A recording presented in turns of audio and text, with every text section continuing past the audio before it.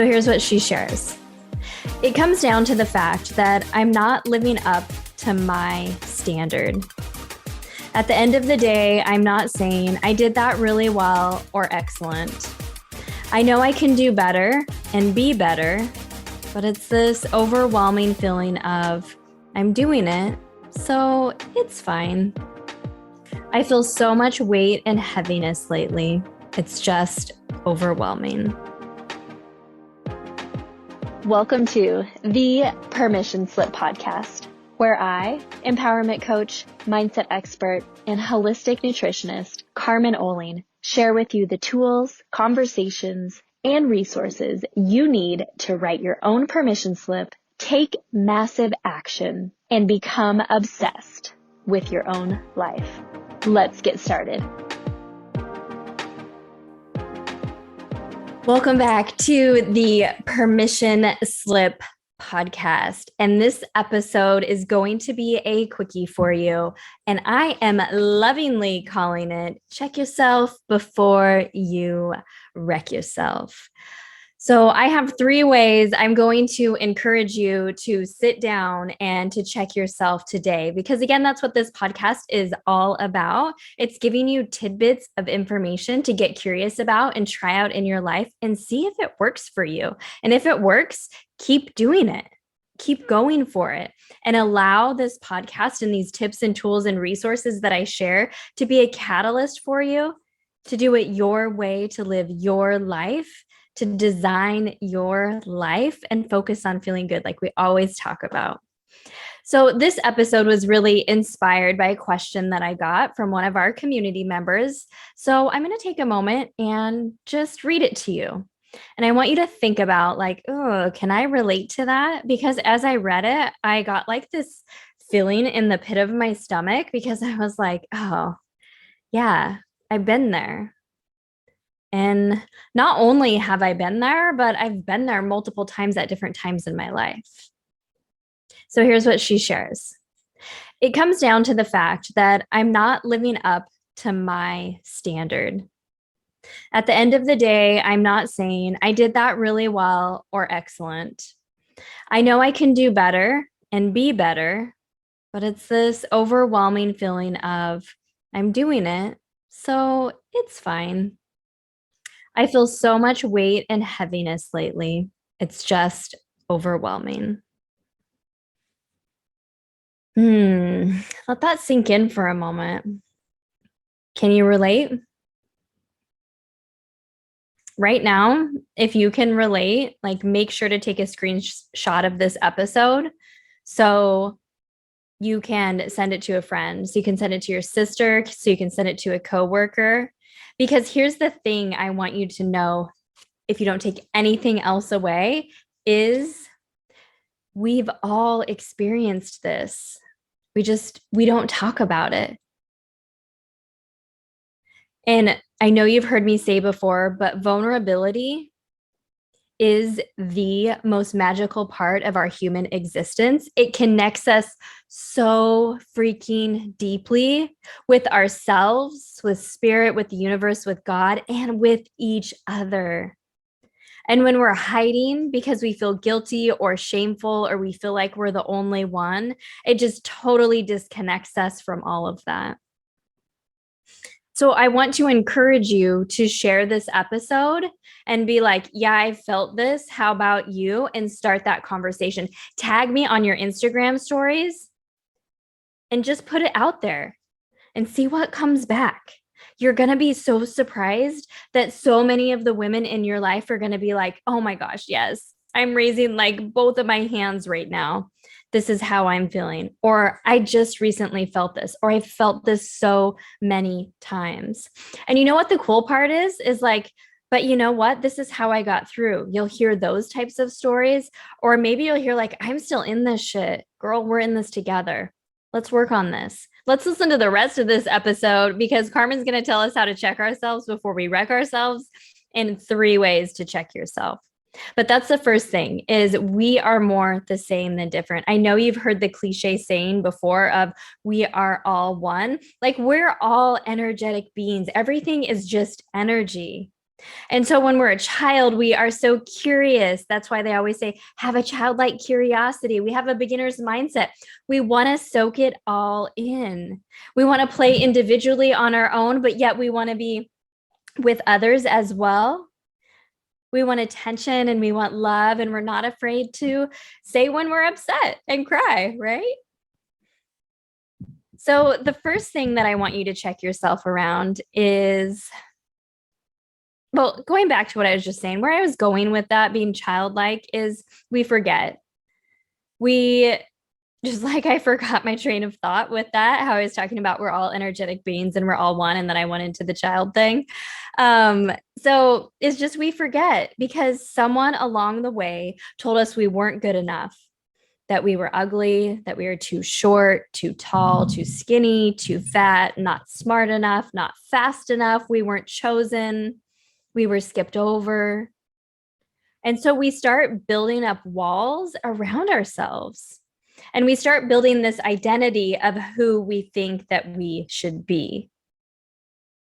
And so this is the first point of your life that I want you to start checking yourself around. And it goes back to the first sentence that I read you from the amazing woman in our community that shared so vulnerably. It comes down to the fact that I'm not living up to my standard. So here's what I want you to do in your life. I want you to check yourself around your standard. What is the area that you think that you're not living up to? What is the standard you have for yourself? Where did it come from? And I don't want to use the words, is it realistic? Because that's not something that I like to say. But does that standard align with your intentions for your life, where you're at right now? Because guess what? Standards can change. So let me think of one. Okay, so let me take you like way back when our kids were little. We still lived in our house in Oregon. And I was breaking my neck every night to clean up the kitchen because this standard that I had from growing up from my loving mom, who I love very much, was there cannot be even a crumb on the counter. And serious shit, like I would, when I was younger, when I was growing up, I would be in charge of cleaning up the kitchen on certain days. And if there was like one crumb, then go back and clean the whole thing again. So while I'm not saying that was necessarily right or wrong, good or bad, but it ingrained this thing in me that even if I'm so tired, I'm going to be the one to do it. And I'm not asking for help. And I'm going to make sure that this is spotless. And it was like I was taking away from time with my family. I was so worried about meeting this standard that didn't match my lifestyle because my intention was to have a family dinner and be present with my kids and with Joel. But I was so worried about getting things cleaned up that I was moving on to the next thing and not even present in the moment. And so it took me a while to realize like it's okay if there's a crumb. It's okay if the baseboards aren't cleaned and people are coming over. No one's coming with white gloves. It's okay if it's not perfect. That's really what it came down to for me with those types of things. Because my intention is to be fully present and in the moment and experience all that life has for me. And I don't want to miss out on any synchronicity. I don't want to miss out on any shifts in my perceptions, any miracles, anything that is meant for me because I'm so focused on how my house should be based on a standard that does not match my lifestyle. So that's the first thing. And again, there is no right or wrong, good or bad here. It's where are you at in your life right now? And what are your intentions? What are your deepest priorities? How can we get closer to placing a sense of urgency and focus around just our deepest priorities? Okay, so now we started checking ourselves because we want to check ourselves before we wreck ourselves. And number 2 is what's changed? Or what needs to change. Oftentimes we hold so strong to attachments. Just because they've been there for a while, we're used to them, we're comfortable with them, even if it's uncomfortable or it doesn't feel good anymore. We're like sitting in it because we know what to expect. It's not uncertain, even though we don't like it. And so we need to look at what needs to change or what has changed and how can we respond to those things in our lives based on our deepest priorities and our intentions for our current lifestyle for our own lives, not our best friend's life, not our sister's life, mom's life, coworker's life, our life, because everybody's life and everybody's deepest priorities should be different and are different. And that's what makes us unique. And that's what makes it fun, that we're all different, yet all have the same energy and usually have all these same limiting beliefs, which then brings us back together as that we are all one. So what's changed or what needs to change? Okay, so I know you always love examples. Okay, so last year, I know I've shared a little bit on the pod that I went through some health challenges last year. And I have a whole series coming up around this, so I can share that with you next month.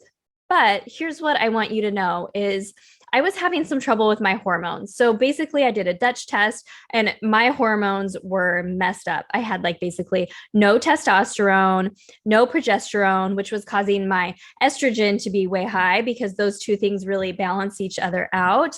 And so I was having chronic fatigue. I was having some other health issues as well, but I continued to work out the same. Because I was like thinking in my head, well, working out is a positive thing. I want to maintain muscle mass. Having muscle mass keeps my bones strong for when I get older. Movement just makes me feel good. And I want to focus on feeling good every day. But what was happening, because I was so chronically fatigued, it was like doubling down on the fatigue because of the types of workouts I was doing. Because I do love a good, intense workout. Not going to lie, it feels good when you sweat, when you're out of breath, when you just feel like, oh, wow, I killed that workout, right? And so I kept doing these types of workouts as at first as I was healing my body. And what I came to find out was my standard for if it was a quality workout, and I know we've all heard this before, but we do the exact fucking opposite. I know that I did because I talk about it, was my standard was it wasn't a quality workout. It wasn't a good enough workout. It wasn't an effective workout. I wasn't going to get the results that I wanted if I didn't do like that intense workout. So I really had to pull back. I focused more on yoga and walking. 1 month alone, the only workouts that I did for the entire month was yoga practice or walking. I know, crazy, right? But I really forced myself into that uncomfortable state because what happens, you've been doing something for so long in order to be a certain way, and then you're going to change, and what's going to happen, and we're in uncertainty. And so I'll tell you that I didn't gain weight. I didn't necessarily lose weight, but I felt really good. I started to feel a little bit better because I wasn't putting so much stress on my body. So there's number 2, check yourself before you wreck yourself on what's changed.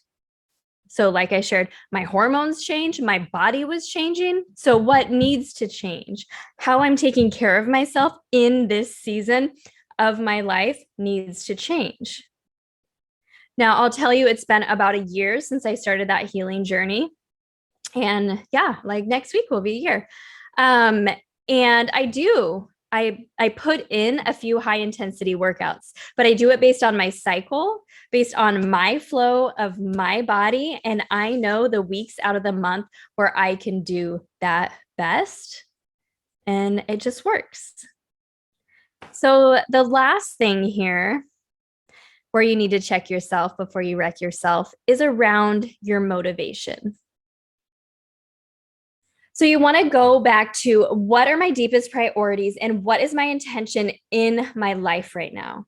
And is all of my lifestyle factors matching up to that?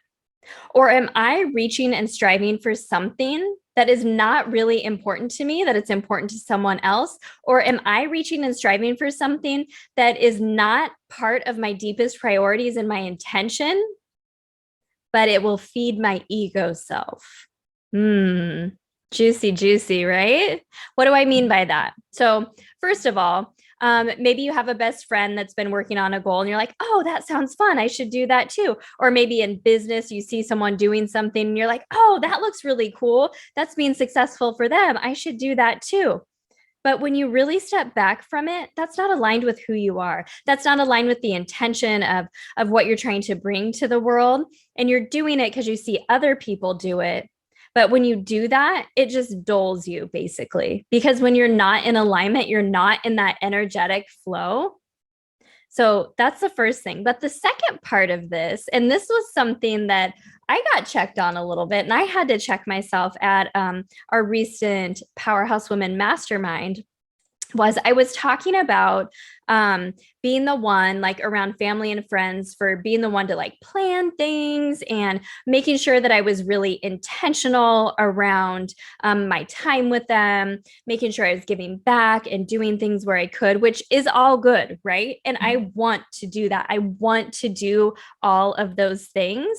But I had talked about a specific thing that I did for a friend that had a milestone moment in her life, and I helped her last year, and it felt so good because I remember thinking and saying to myself that, you know, when I was first starting out, if someone would have done this for me and given me a hand up, that would have helped me so much. It would have boosted my confidence. I would have known like, okay, I've got this and I'm not doing this all alone.